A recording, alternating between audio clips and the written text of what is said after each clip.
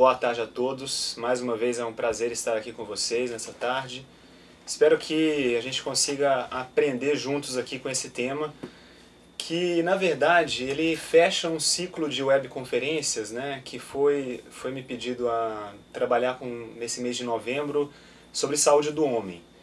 Então eu tentei elaborar temas mais gerais. Nós tivemos uma webconferência na primeira semana do mês, que foi sobre o Novembro Azul muito além da próstata, né, a questão da Política Nacional de Atenção Integral à Saúde do Homem.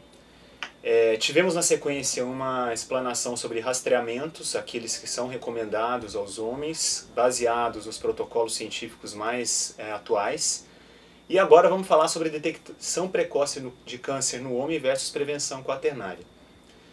O tema diz que é a detecção precoce de câncer no homem, mas na verdade eu vou falar várias coisas aqui que valem para as mulheres também. Tá? Eu vou focar um pouquinho em alguns momentos na questão do câncer de próstata, explicando alguns dos estudos que saíram e que hoje mostram que esse câncer não deve ser rastreado, mas sim pesquisado naqueles homens que possam estar com ele, né, de acordo com a sintomatologia. Então essa basicamente é uma diferença que a gente deve já nutrir desde o início aqui da nossa apresentação. Detectar precocemente não necessariamente significa ter que rastrear a doença. Como nós vimos na outra web, o rastreamento é um processo sistematizado e algumas doenças devem ser rastreadas, outras não. O rastreamento é uma das formas de detectar precocemente uma doença, mas não é a única.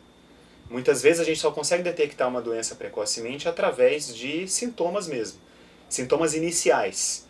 Então o que nós vamos tentar entender aqui, basicamente quais são os sintomas importantes para pensar em alguns tipos de câncer, né? E orientar os nossos pacientes, as pessoas que são atendidas por nós, nossos familiares, da importância de que, se algum desses sintomas estiver acontecendo, deve-se procurar um centro médico, um posto de saúde, qualquer lugar onde ele possa fazer uma investigação adequada. Então, claro, quando um homem tem algum sintoma que sugira a possibilidade dele estar com câncer de próstata, por exemplo, é importante que ele faça o PSA, o toque retal, entre outras medidas, tá certo? E a prevenção quaternária é um conceito relativamente novo, mas não tão novo assim. Eu vou explicar mais ou menos para vocês o que é ao longo do nossa tarde aqui hoje. Mas adiantando para vocês, é uma forma da gente tentar minimizar intervenções danosas nas pessoas. É evitar que procedimentos, exames, medicamentos causem dano aos pacientes, em vez de ajudá-los, né? Porque a gente sempre espera que os pacientes sejam ajudados pelas medidas que nós tomamos como os profissionais de saúde. Mas algumas medidas, quando são feitas embasadas em critérios de experiência pessoal ou critérios aleatórios, podem prejudicar as pessoas. Então esse é o nosso tema hoje. Começando aqui o nosso segundo slide, uma imagem meio forte, né? As duas aí, né? Pouco acima nós temos uma imagem ilustrativa de uma neoplasia. Um agrupamento de células que de repente começa a agir por conta própria e ela estava inserida num sistema que funcionava de maneira organizada, né, homogênea, e de repente esse grupo de células resolve se rebelar e fazer uma massa tumoral que é amorfa e que coloca todo o resto do sistema em risco, principalmente quando ela começa a se ligar a vasos sanguíneos, né? Porque através dos vasos sanguíneos as células de câncer elas podem invadir toda a circulação e dessa circulação elas têm acesso a diversos órgãos e estruturas do corpo, são as chamadas metástases, né, do câncer. E ali embaixo ali a morte, né? Uma figura ilustrativa também, até porque a morte não tem essa cara, né? Mas todo mundo que olha para isso aqui reconhece como sendo uma ilustração da morte. Pensar na morte às vezes é bem dolorido, né, na nossa sociedade. Em algumas sociedades, porém, a morte é tida até como um festejo, né? Algumas tribos, por exemplo, encaram o momento do morrer como a finalização de um período, mas o começo de outro. Na sociedade ocidental na qual nós estamos inseridos, né, a morte habitualmente é vista como uma coisa muito ruim. E muitas pessoas querem evitar a morte a todo custo, como se isso fosse possível, né? A morte está aqui nesse slide porque quando nós falamos em câncer, uma das coisas que mais vem à ideia das pessoas é que é uma doença mortal e que não vai ter cura. E muitas vezes, de fato, é isso que acontece. Mas hoje nós temos várias formas de trabalhar para curar os cânceres, né? A forma tradicional, através das pesquisas oncológicas, na verdade não se quer curar o câncer, se quer combater o câncer, né? Através dos quimioterápicos, da radioterapia, ou mesmo extirpar o câncer através de uma cirurgia. Mas será que isso realmente cura uma pessoa com câncer? É isso que eu proponho a gente pensar aqui nessa nossa conversa hoje. Então, eu gostaria que todos vocês se sentissem muito à vontade para fazer perguntas, questionamentos ao final dessa nossa conversa, até porque vai ter um momento aqui em que eu não vou apresentar um conhecimento pronto, eu vou levantar reflexões para a gente pensar junto. Então, próximo slide. O objetivo aqui hoje, então, é debater a possibilidade de haver um equilíbrio entre detecção precoce de câncer e a redução de iatrogenias que se propõe a prevenção quaternária. Reduzir iatrogenias, né? Iatrogenia, para quem não está acostumado com esse termo, é um termo que significa assim, um ato médico ou um ato de algum profissional de saúde, de outra área, que em vez de ajudar, ele causou dano a uma pessoa. Então eu vou dar um exemplo. Um médico foi lá, uma pessoa foi se consultar porque estava com tosse, uma tosse relacionada a um resfriado, que iria melhorar de forma espontânea em algumas semanas ou dias, talvez. E o médico prescreveu um xarope contendo codeína para essa pessoa, né? A codeína é um antitussígeno, mas é um analgésico da família dos opioides também. E aí, em vez desse médico ajudar a pessoa contra essa tosse, ele causou sonolência na pessoa, que a codeína causa isso, e constipação, que a codeína também causa. Então, prescrever um xarope de codeína para uma tosse de um resfriado é uma medida iatrogênica, ou seja, não causa nenhum benefício, ao contrário, pode causar dano. Então é só um exemplo para vocês entenderem o termo. A prevenção quaternária, ela quer reduzir o número de iatrogenias. O xarope foi só um exemplo. A gente vê iatrogenias nos diversos níveis da saúde. Desde os procedimentos cirúrgicos, até os exames, até os medicamentos que prescrevemos, tá? Então a gente tem que ter um cuidado e pensar como reduzir iatrogenia. Isso é um tema muito pungente e a gente precisa falar sobre isso. Nós vamos seguir o seguinte roteiro para tentar cumprir o objetivo ao que eu me proponho aqui hoje. Nós vamos falar sobre o que é detecção precoce de câncer. Vou trazer para vocês também o conceito de prevenção quaternária. Vamos falar sobre as recomendações para detecção precoce e rastreamento de alguns cânceres. E aí nós vamos dar um enfoque aos cânceres do homem, tá? Teve até uma web do mês passado já, que acho que foi ministrada pelo Ronaldo Zonta, em que ele falou sobre a questão de prevenção quaternária e rastreamento de câncer de mama. Então eu não vou entrar muito em detalhes do câncer de mama, tá? Apesar que câncer de mama também existe em homens, viu? É bem raro, mas existe. Depois eu vou falar para vocês por que não rastrear o câncer de próstata. E finalmente, que vai ser a parte mais longa da nossa apresentação hoje, nós vamos fazer algumas reflexões sobre o câncer. Porque nós só vamos conseguir chegar naquele equilíbrio que é o objetivo do nosso tema hoje, se nós entendermos melhor o câncer. E aí eu vou trazer para vocês aqui hoje alguns conhecimentos que não são muito convencionais da área da medicina, mas que vêm de outras áreas, por exemplo, a psicanálise, a medicina psicossomática, e algumas até da história mesmo, né? Trouxe aqui até um artigo publicado na Nature, se eu não me engano, que é um artigo que envolve pesquisas arqueológicas, enfim. Tudo está interligado no fim das contas, né? A gente não adianta dizer que a gente está numa bolha, né? A saúde depende das outras áreas, assim como as outras áreas interagem com a saúde, e tudo é uma coisa só no fim das contas, com as suas particularidades, claro, né? Então espero cumprir esse roteiro com vocês e vamos começar então. Detecção precoce de câncer. Trouxe esse conceito aqui do nosso caderno lá do Ministério da Saúde, que eu usei na última apresentação, inclusive, né, sobre rastreamento.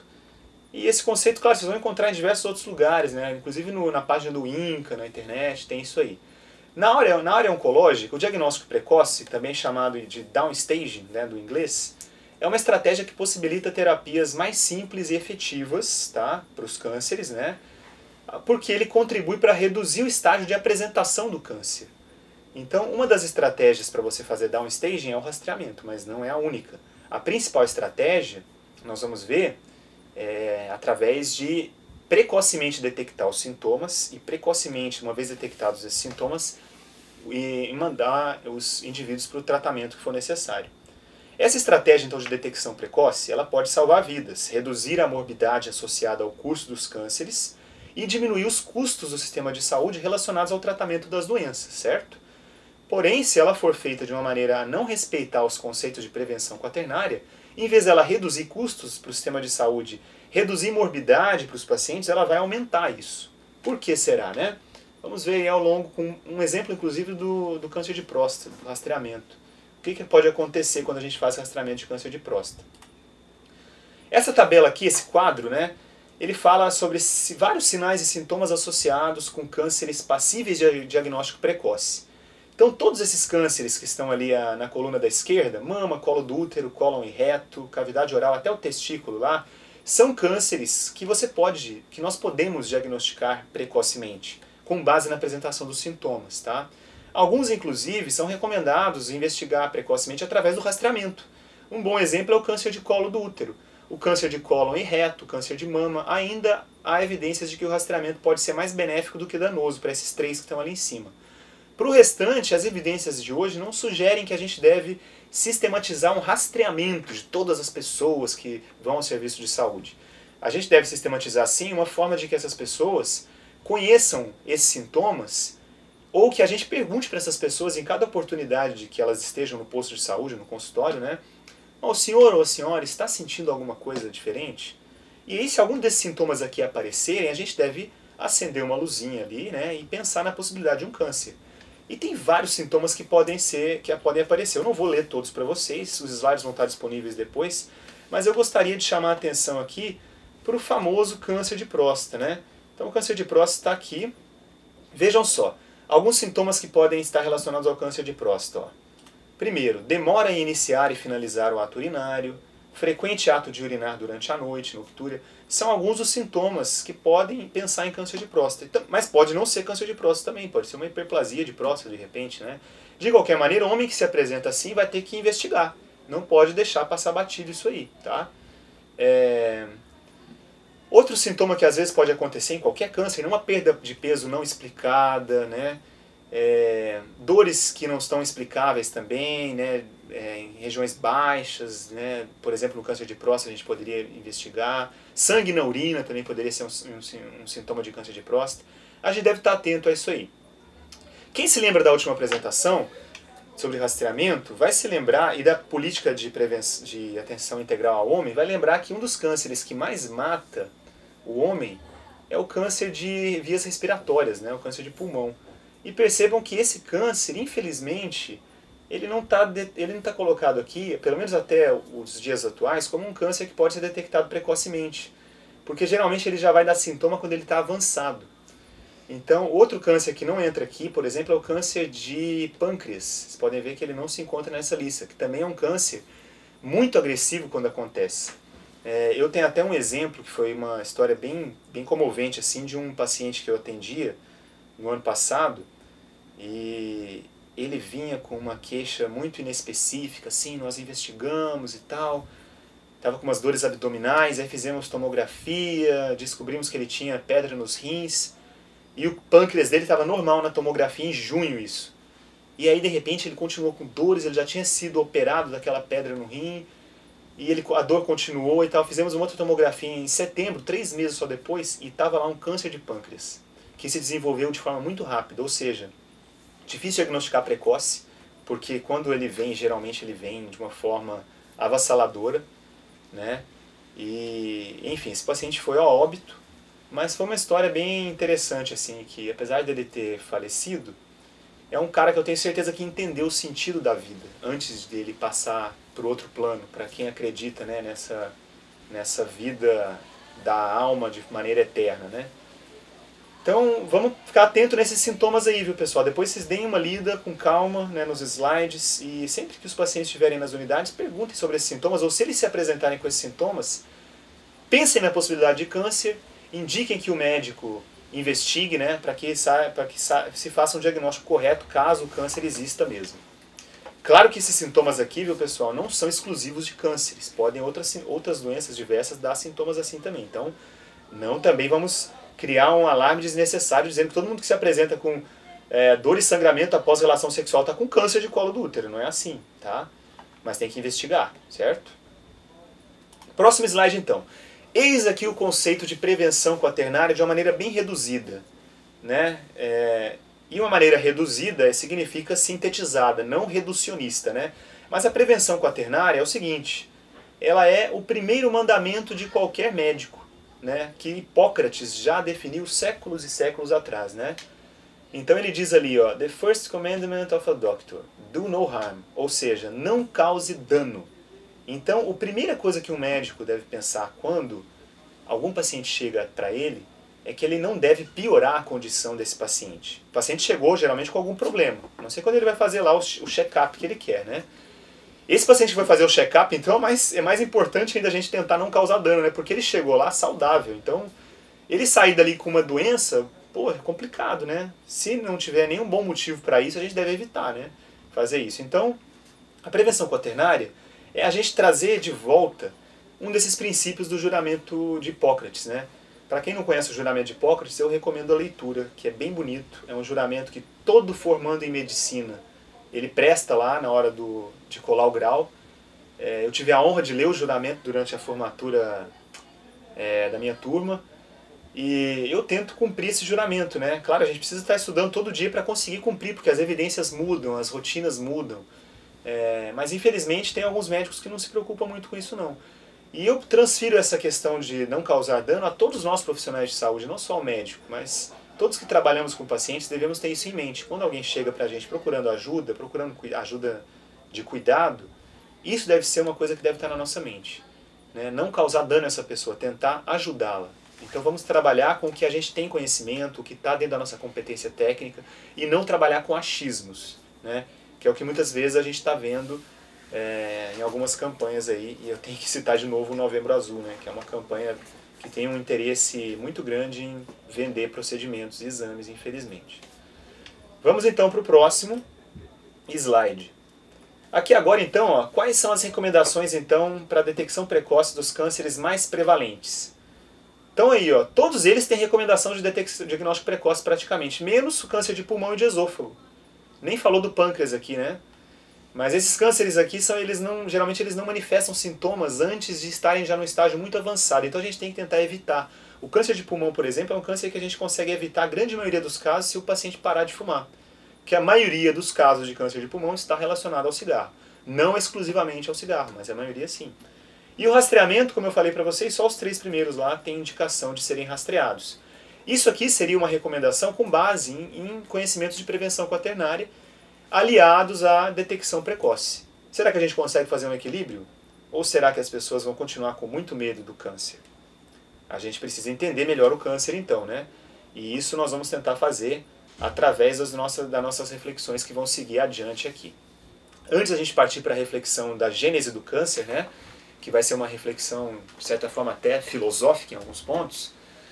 Olha só esses dados sobre o câncer de próstata, que interessante, ó. Se a gente pegar um homem estadunidense ou um cidadão norte-americano, né, aos 50 anos de idade, esse homem tem um risco de 40% de ter um câncer latente. Interessante, né? Então, se nós pegarmos esses 6 senhores aqui da nossa imagem, tem um deles ali que eu não sei se é um senhor ou se é um fantasma, tá bem estranho isso aqui, né? Mas se nós pegarmos esses 6, considerando que os 6 estão vivos ainda, pelo menos 2 deles têm câncer de próstata. Pelo menos 2, tá? Só que desses 2 que têm câncer de próstata, nem todos eles vão morrer ou sofrer com o câncer. Porque ó, só 9,5% desses que têm o câncer latente, aliás, aqui não é 9,5% dos que têm o câncer, é 9,5% do total dos homens, tá? Depois de 50 anos. Tem chance de desenvolver um câncer clinicamente aparente, ou seja, um câncer que não necessariamente vai matá-los, mas vai lhe causar algum sintoma, certo? E menos ainda tem chance de morrer pelo câncer de próstata. Seria só 2,9% a chance de morrer de câncer de próstata. De todos esses que podem ter câncer, né? Que são muitos. E é importante a gente saber também que a incidência da doença vai aumentando com a idade, tá? Chegando a mais de 65% depois dos 80 anos. Olha só, então, se a gente pensar que todos esses senhores aqui dessa imagem têm mais de 80 anos, mais de metade deles vai ter câncer de próstata, né? E provavelmente a maioria deles não vai morrer do câncer, mas com o câncer, né, de outras coisas. Aí, né, claro, foi uma atitude muito louvável o pessoal pensar em rastrear o câncer de próstata, porque se tantos homens têm, será que se a gente descobrir o câncer de próstata pelo rastreamento não vai mudar essa mortalidade? Olha só então, o que esse estudo bem interessante aqui mostrou. Esse estudo, ele mostrou por que não rastrear o câncer de próstata, né? Tá lá os senhores ali, bem tranquilos, curtindo a terceira idade, né? Já aposentados, já contribuíram bastante com a sociedade, agora podem descansar um pouco, fazer outras atividades, né? Estudar, enfim, conhecer o mundo, trabalhar em causas sociais, né? Defender os animais, enfim, vão fazer outras coisas. Menos ficar fazendo rastreamento de câncer de próstata, porque isso não vai trazer nenhum benefício para eles, olha só. Esse estudo aqui é bem interessante e é um estudo que, apesar de estar um pouco embaçado ali algumas letras dele, é possível de ler, especialmente se vocês tiverem acesso aos slides depois, tá? Mas vejam só, esse estudo aqui não é uma instituiçãozinha qualquer que conduziu ele não, tá? Foi a Biblioteca Cochrane, né? E ele é de 2013, tá? Tá certinho ali mostrando para vocês, ó, database do Cochrane. E olha só que legal, eles estudaram 2.000 homens, tá? Durante um período de 11 anos. Esses 2.000 homens tinham mais de 50 anos, tá? Eles dividiram esses 2.000 homens em 1.000 homens sem, né, o rastreamento, que ele chamou de early detection aqui, então deu um viés de confundimento aqui, mas enfim, e 1.000 homens com rastreamento. E olha o que eles encontraram ao final dos 11 anos. Dos 1.000 homens que não fizeram rastreamento, 7 morreram. E dos 1.000 homens que fizeram rastreamento, 7 também morreram. Caramba, não mudou a mortalidade, né? Porém, olha só, dos homens que não fizeram rastreamento, quantos deles experimentaram uma falsa biópsia? Uma biópsia que não seria necessária? Nenhum. Mas desses aqui, ó, que fizeram rastreamento, ó, 160 fizeram biópsia de próstata. E para quê? Para nada. Para dar dinheiro para quem fez a biópsia.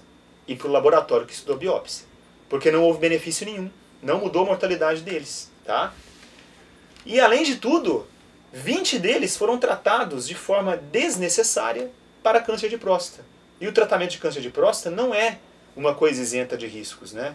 Ele é um tratamento que pode dar disfunção erétil, eu já falei isso na outra vez, né? Pode dar incontinência urinária. E aí, isso é qualidade de vida? Essa fica a pergunta, né? Esse mesmo estudo, numa outra tela dele aqui, olha só que legal para terminar essa parte. Aqui está em gráfico, né, para a gente perceber, ó. São 1.000 homens de cada lado, tá? 1.000 homens de cá, 1.000 homens de cá. Esses aqui que estão bem no comecinho aqui, ó, que é uma bolinha que tem um pontinho branco no meio, ó. Você vê que são os homens que morreram de câncer de próstata. Foram 7 daqui, foram 7 daqui. Os vermelhinhos, que estão aqui, ó, são os homens que morreram ao final do estudo. Por outra causa, não por câncer de próstata. Olha que legal, esse estudo foi tão legal, eles deram tanto, os números foram tão bonitos no final desse estudo, que dá até para pensar que o estudo foi arrumado, né? Porque, ó, nos dois grupos morreram a mesma quantidade de homens, né? 210 e 210, né? Mas a gente confia bastante nos dados da Biblioteca Cochrane, porque ela é uma biblioteca bem isenta, assim, de interesse de conflito, tá? Esses outros homens aqui que estão em cinza são os homens que sobreviveram no final do estudo, né? E aqui em azul, olha só, azul claro são os homens que experimentaram a biópsia, né, e alarme falso. E aqui, homens que foram tratados desnecessariamente. Você vê que não aparece nenhum desses homens do lado de cá. Então, assim, ó, esse é um estudo emblemático, tá, que saiu tem pouco tempo, e que foi um dos grandes estudos que norteia, né, o posicionamento do pessoal que trabalha com epidemiologia, de nós médicos de família, e dos urologistas que são sábios, né, de que não adianta rastrear. Adianta sim você conversar com os pacientes e ver quem precisa de investigação de câncer de próstata. E agora nós vamos passar para a nossa parte filosófica da aula. Espero que seja útil para vocês. Olha só. Então, depois de tudo que a gente conversou, né, é possível haver um equilíbrio entre detectar precocemente câncer e a P4, que é o apelido carinhoso que a gente dá para prevenção quaternária? Será que é possível esse equilíbrio? Essa frase a seguir aqui, ó, é uma frase minha mesmo, tá? De minha autoria. Eu acredito que o equilíbrio só será possível quando o câncer em geral, não estou falando só de câncer de próstata agora, passar a ser uma doença compreendida em vez de temida. Tá? Então, assim, por enquanto as pessoas temem o câncer, as pessoas querem combater o câncer, Mas muito pouca gente pensa, por que será que eu estou com câncer? E é esse o convite que eu vou deixar para a gente a partir de agora. E aí eu trouxe algumas reflexões aqui. Não estou trazendo, vou dizer para vocês, nenhum conhecimento pronto, tá? Aqui a gente está numa encruzilhada. A gente pode seguir uma estrada em frente, a gente pode virar à direita, a gente pode dar meia volta, a gente pode virar à esquerda, né? Nós podemos virar numa estrada em que nós vamos achar que, como a Sociedade Brasileira de Urologia tem se posicionado hoje, que devemos rastrear todo mundo, né? Porque nós vamos salvar vidas, né? Detectando precocemente. A gente não salva a vida de ninguém, né? A gente só cuida das vidas das pessoas. No final das contas, as pessoas elas vão morrer, mais cedo ou mais tarde, né? Mas o que a gente pode fazer, na melhor das hipóteses, é dar uma sobrevida maior para essas pessoas. E com qualidade de vida, de preferência, né? E os estudos mostram que o rastreamento de câncer de próstata não aumenta a sobrevida de ninguém. Vocês viram ali aquele estudo ali de mais de 2.000 pacientes, né? Se a gente quiser falar em salvação de pessoas, né, a gente vai ter que entrar no campo religioso, na fé, né? E aí eu vou deixar cada um com a sua fé, eu tenho a minha. E vamos falar realmente sobre compreensão do câncer. O que significa essa doença, né? O que pode significar isso? Para a gente tentar compreender, a gente tem que ser um pouco menos cartesiano, a gente tem que sair um pouco desse ambiente estritamente científico que trabalha com números, a gente tem que tentar fazer interpretações e abstrações. E eu vou dizer de novo, essa é uma estrada, é uma possibilidade de compreender. É a forma como eu tenho tentado compreender o câncer hoje. Vocês podem ou não concordar com isso, tá? Eu só vou jogar alguns questionamentos aqui para vocês verem e alguns fatos também. Vejamos. Esse é um estudo bem interessante, que é o que eu falei para vocês, foi publicado na Nature. E é de 2010, olha só. Ele pergunta, né? O título, na verdade, do estudo é uma pergunta. O câncer é uma doença antiga? É uma doença nova? Ou é alguma coisa entre essas duas coisas, né? E esses pesquisadores, olha só que interessante que eles encontraram. Eu não vou ler tudo o que está em inglês, tá? Mas quem quiser depois pode ler os slides. Mas eu vou chamar a atenção para essa frase aqui, ó. O câncer era uma doença rara na antiguidade, tá? E isso nos questiona sobre a questão do ambiente das modernas sociedades. Será que esse ambiente ele é muito carcinogênico, né? Porque o câncer começou a aparecer mais de uns tempos para cá. E nós vamos ver quando que foi isso que aconteceu, né? Então esse estudo ele concluiu que o câncer não é uma doença nova não, é uma doença antiga. Porém, na modernidade, ele tem aumentado o aparecimento dele, pelo que a literatura mostra, de uma maneira exponencial. Então a gente tem tido muito mais casos de cânceres do que alguns séculos atrás.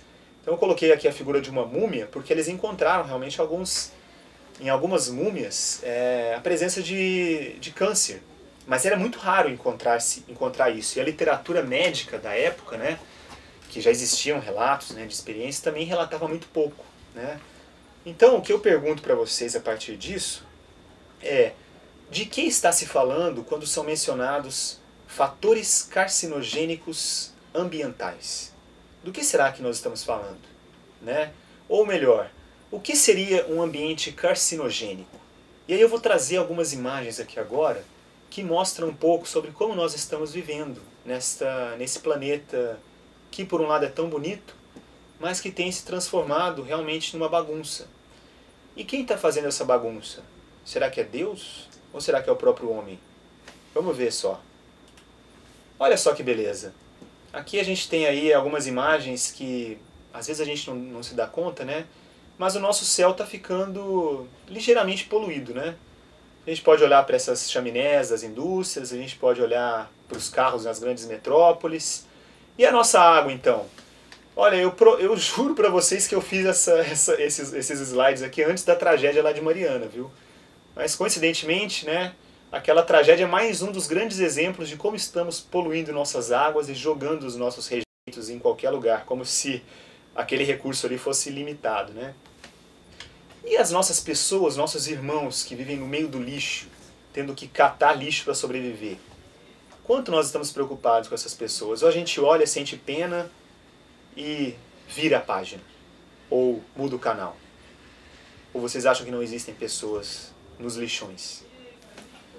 Será que isso é um ambiente cancerígeno? Ou não? E o que mais que a gente pode ver? Olha só, a questão que o Djalma falava antes da gente começar a nossa apresentação aqui, né? Os agrotóxicos. Será que a gente está comendo coisas saudáveis hoje em dia? Mesmo as pessoas que se dizem veganas, vegetarianas, será que elas conseguem estar livres de fatores de risco para o câncer? Ou será que os agrotóxicos não têm nenhuma influência no aparecimento de câncer? Bom, eu acredito que tem, mas eu vou deixar cada um de vocês pensar sobre o que nós estamos comendo hoje quando ingerimos uma deliciosa maçã verde ou vermelha. Ou quando a gente come uma verdurinha qualquer, enfim. O que será que está caindo ali nos nossos alimentos, né? E pior, né? O que nós estamos fazendo com nossos animais? Olha que beleza isso, né? É tão bonito ver um frigorífico assim, né? Parece realmente que dá até vontade de ir numa churrascaria, né? Olha a matança que a gente tem feito, a produção em série de animais mortos. Será que isso é normal? Será que isso é saudável? Será que essa carnezinha aqui parece bem saudável, né? Mas será que isso é saudável? Será que isso é saudável? Será que isso é saudável? Será que isso é saudável? Ou é uma carnificina? Né? Mas isso é o que a gente está fazendo. A gente, eu digo como sociedade, eu não estou eximindo ninguém de culpa ou de inocência. Ninguém é inocente. Ninguém é inocente aqui. Porque se você vai um dia qualquer num restaurante e come um pedaço de bifinho qualquer, você também pactua disso, né? E dessa forma de produção. E eu estou falando aqui, eu não sou vegetariano, infelizmente ainda não consegui me evoluir a esse ponto, eu como carne ainda. Mas eu e a minha esposa pelo menos temos evitado de comer um excesso de carne. Estamos tentando evoluir, mas ainda é difícil, tá? Não estou me eximindo da culpa, não. Outra coisa, olha só. Quantos medicamentos as pessoas têm tomado por aí? Será que ingerir essa química toda, e a química não está só no medicamento, né? Está aqui dentro desse líquido preto também. Será que isso é inócuo para o nosso organismo? Será que comer isso é inócuo para o nosso organismo? Alguns de vocês já devem ter visto um experimento que está circulando aí no YouTube, aí, em algum lugar, que um cara pega uma batata frita de um fast food, não vou citar o nome, mas ele tem uma marca bem grande de um M assim, um símbolo amarelo e vermelho no fundo. Essa batata foi deixada para apodrecer assim, ao ar livre. E pasmem, ela ficou ali semanas e ninguém, nenhuma bactéria se atreveu a comer aquela batata. Depois procurem esse vídeo aí, esse vídeo existe, eu não sei o nome. Será que ingerir bebidas alcoólicas em grande quantidade, ou inalar esse tipo de fumaça, né? Ou comer esses alimentos estritamente processados, que você vai ler o rótulo e só tem química, né? De alimento mesmo, não tem nada ali. Será que isso tem a ver alguma coisa com câncer? Bom, eu não sei, mas eu tenho pensado sobre isso. Espero que vocês também comecem a pensar sobre isso. Ou será que o nosso envelhecimento é um fator para o câncer? Tem muita gente dizendo, o câncer está aumentando porque os homens estão envelhecendo mais. E as mulheres também, óbvio, né? A expectativa de vida aumentou. Por isso a gente tem mais câncer. Mas será que é isso mesmo? Porque eu conheço tanto senhor de idade, tanta senhora de muita idade que nunca teve câncer, né? Então será que o câncer é uma experiência do envelhecimento ou uma experiência de um envelhecimento não saudável, um envelhecimento doente?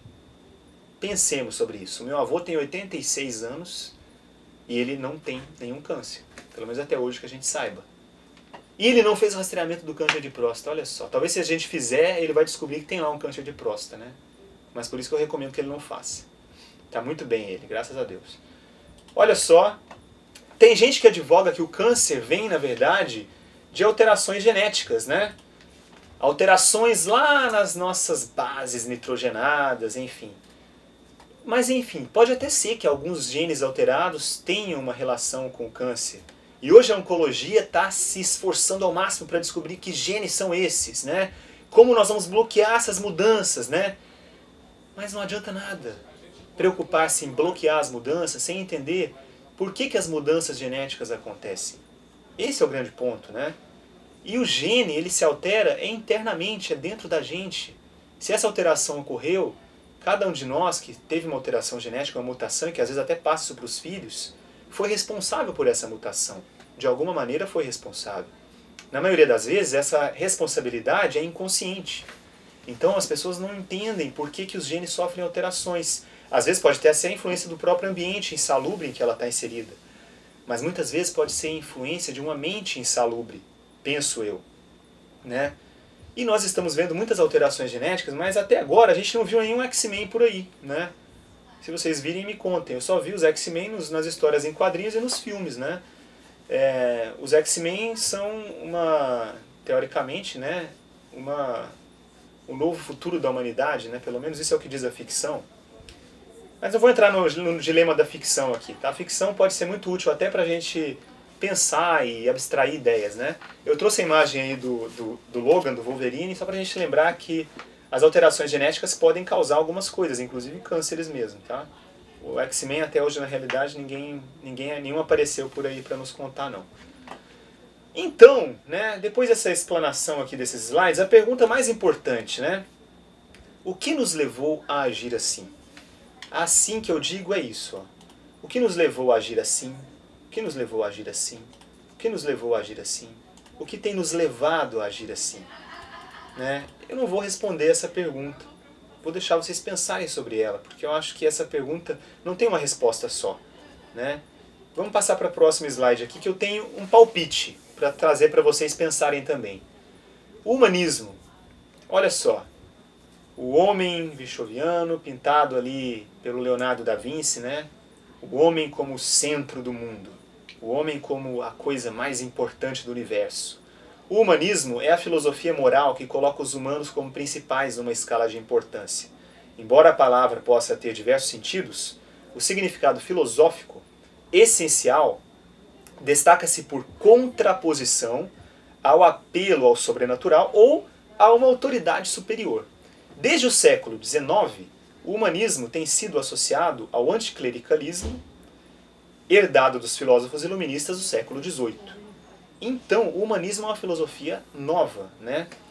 E quando a gente fala em contraposição a uma autoridade superior, não necessariamente seria uma autoridade superior para quem não acredita, né? Para quem não tem uma religião muito bem afirmada e tal, não precisa necessariamente ser uma autoridade superior no sentido de Deus, né? Que é a autoridade superior que eu particularmente acredito.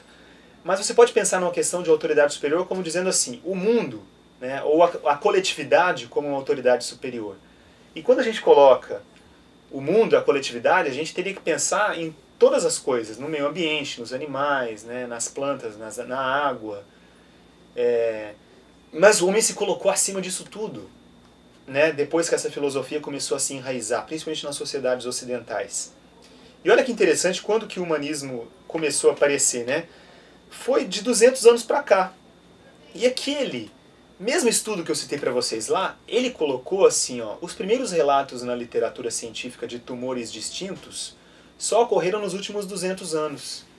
Mas que coincidência, né? Então, o câncer, ele é relacionado à nossa sociedade moderna, né? À nossa sociedade contemporânea, ou será que é uma mera coincidência? Será que é uma mera coincidência o fato de estarmos vivendo desse jeito hoje e o fato de hoje convivemos mais com câncer? Bom, vamos pensar sobre isso também, né? Então eu deixo aqui algumas reflexões. Já perguntei isso para vocês. Seria mera coincidência? O fato, isso é um fato, né? De que as neoplasias tornaram-se muito mais frequentes nas sociedades em que o humanismo fez mais adeptos? Então, as neoplasias estão mais frequentes. E o humanismo fez muitos adeptos na nossa sociedade. Nas nossas sociedades, né? Não fosse isso, não estaríamos fazendo aquilo que fazemos, né? Outra coisa, outra pergunta. Ou seria o humanismo mesmo uma filosofia carcinogênica? Essa pergunta eu não tenho uma resposta para vocês. Eu tenho minha opinião pessoal, que eu não vou deixar aqui, mas que pelo teor da minha explanação vocês já devem perceber o que eu acredito, né? Mas eu não sou dono da razão, eu estou aqui apenas para levantar um debate e espero que vocês pensem sobre isso daí. E suscitem o debate saudável entre vocês também, né?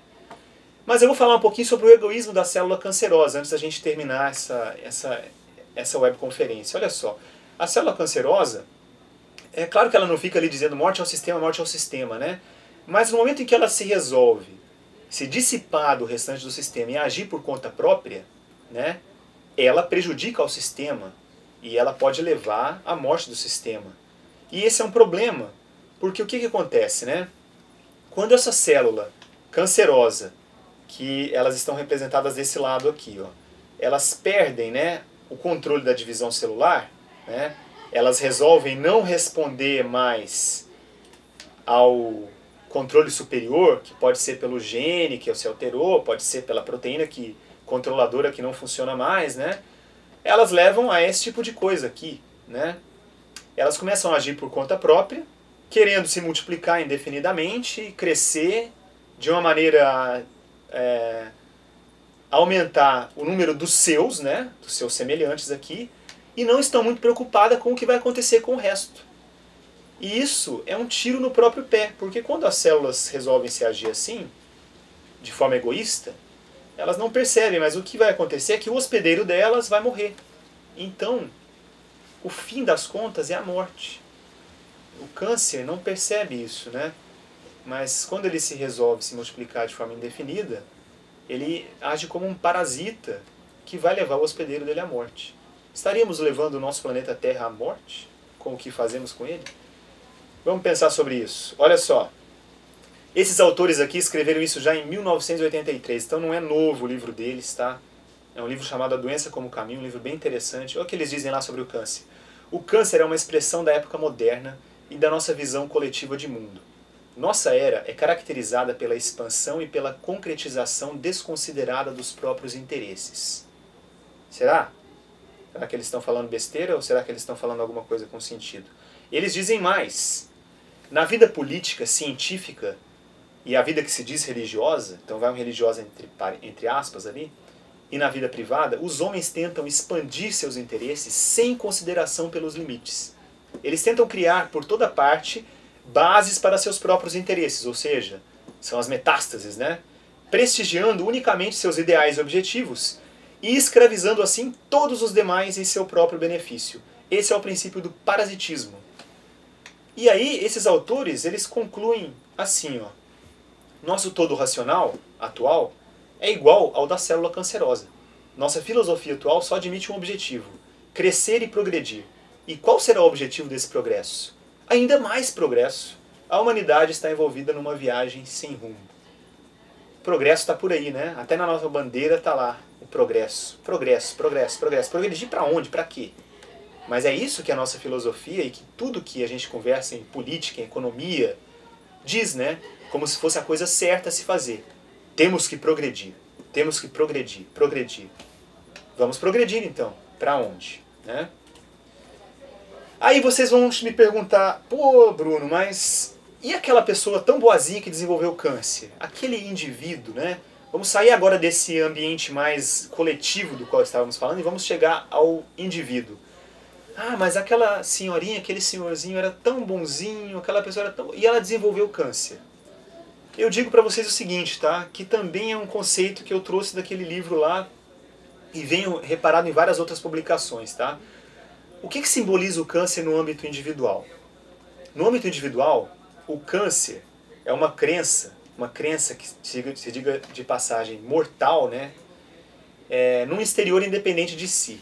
Então, talvez as pessoas que desenvolvem câncer, elas não percebam isso, mas no fim das contas, né, elas acreditam que o restante do mundo e das pessoas não depende da existência delas, que a existência delas não interfere na existência dos outros, né? Isso é uma crença mortal no entender desses autores, né?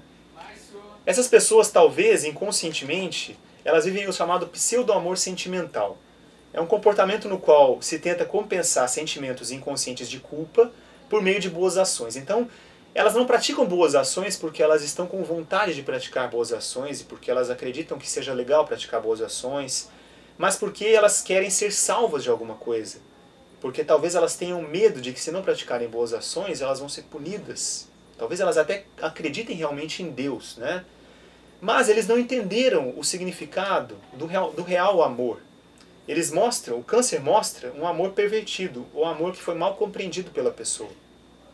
E eu não estou falando aqui que essas pessoas que têm câncer, ou todo mundo que sofre de câncer, são pessoas muito más, e olha só o que o cara está falando, né?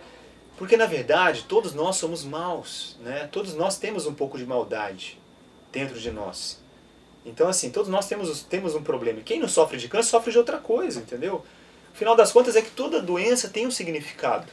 E a gente tem que começar a tentar ver os significados para tentar trabalhar isso dentro de nós e tentar realmente mudar de um panorama muito reducionista, muito conformista, de que nós somos coitadinhos, né, e que nós não somos responsáveis pelos nossos atos. Nós somos sim, todos nós somos responsáveis pelos nossos atos. E quando nós ficamos doentes, a culpa é nossa mesmo. A não ser as crianças. As crianças, a culpa geralmente não é delas, a culpa geralmente é dos pais ou do ambiente doente que elas estão inseridas. E aí eu vou terminar perguntando qual o antídoto então para o câncer? E não só o câncer no âmbito individual. Câncer no âmbito mundial. Qual seria, né, o antídoto para esse câncer? E aí eu termino dizendo para vocês aqui que eu acho que o antídoto para o câncer seria o amor verdadeiro. E o amor verdadeiro é um sentimento que não coloca o próprio eu em primeiro plano. Ele conduz o indivíduo a perceber e a viver o eu maior. E o eu maior pode significar, por exemplo, a grande totalidade, pode significar um laço forte com Deus, a forma como você acredita, né? Mas não há como negar que nós estamos envolvidos, nós estamos dentro de um sistema, né? E nós não estamos sozinhos nesse sistema, e que qualquer ação sobre esse sistema vai causar algum benefício ou algum dano, tá? Então tem uma foto aqui em cima que eu coloquei para simbolizar um equilíbrio, né? Um equilíbrio natural ali, ó. Então nós temos ali a água que alimenta as raízes dessa árvore, essa árvore que alimenta os pássaros, e os pássaros que através do seu voo podem levar essas sementes dessa árvore para outro lugar e podem manter a existência dela através de outras gerações dessa mesma árvore. E aí eu vou terminar aqui perguntando para vocês se a gente conseguiu seguir esse roteiro, né? Eu tentei passar pela detecção precoce do câncer, pela prevenção quaternária, pelas recomendações de detecção precoce e rastreamento de alguns cânceres, por que não rastrear o câncer de próstata e por essas reflexões finais sobre o câncer, que eu acho que sem refletir não chegaríamos a esse objetivo principal, que é dizer, então nós cumprimos o roteiro, e será que cumprimos o objetivo? Será que verificamos a possibilidade de haver um equilíbrio entre detectar precocemente câncer e reduzir iatrogenias? Pode haver esse equilíbrio, mas sem a gente pensar sobre a gênese do câncer, esse equilíbrio a gente não vai conseguir atuar. Então, para finalizar, eu deixo aqui uma mensagem, tá? Que não é uma mensagem nova, mas para vocês refletirem aí. Se afirmarmos que estamos sem pecado, enganamos a nós mesmos e a verdade não está em nós. Quem disse isso não fui eu, foi João, há muitos séculos atrás, no livro que é o livro mais vendido do mundo e que infelizmente pouca gente lê e dos que leem, poucos colocam em prática. Então fico aberto aí a perguntas, a dúvidas e a sugestões, a críticas, e é isso aí. Maurício Elias está deixando uma pergunta aqui. Bruno, você acha que podemos melhorar os procedimentos para fazer uma sintonia fina nos rastreamentos? Dr. Maurício, nosso colega aqui no Telesaúde também, né? E agradeço pela pergunta. É uma boa pergunta, viu, Dr. Maurício? Eu acho que os procedimentos eles vão precisar sempre serem melhorados, né? Principalmente com relação às evidências que vão continuar surgindo. A gente está trabalhando com uma área que não há um conhecimento pronto e vai ficar eternamente pronto, né? Podemos ter uma evidência que hoje um câncer não deva ser rastreado e amanhã ele precisará ser rastreado de acordo com novos estudos que surgirem, e talvez amanhã o contrário também, um câncer que hoje deve ser rastreado e amanhã a recomendação será para não ser rastreado. Eu acho que a gente tem que admitir as incertezas, né? E tentar trabalhar com o que temos à mão naquele momento de melhor em termos de qualidade científica, em termos de evidência. Porque daí nós vamos conseguir essa sintonia fina de rastreamento baseado em prevenção quaternária, né, e evidências científicas de qualidade. Nem sempre que nós temos, claro, estudos publicados, os estudos significam que a evidência é boa. A gente também vai ter que estudar bem aquilo que está sendo publicado, porque às vezes tem estudos que são mal conduzidos, né? E é por isso que estamos aqui, né, estudando sempre, fazendo webconferência, né? O senhor, Dr. Maurício aí, que é nosso chefe ali nas teleconsultorias, ele é que organiza para quem vai a cada pergunta. Então, obrigado por ter participado, inclusive, dessa web conosco. E a pergunta dele foi muito pertinente, eu acho que é por aí mesmo. Acho que a gente tem que admitir a nossa ignorância, né? E saber que nunca vamos saber tudo. É aquele princípio socrático, né? Vamos sempre procurar melhorar a nossa qualidade de atendimento.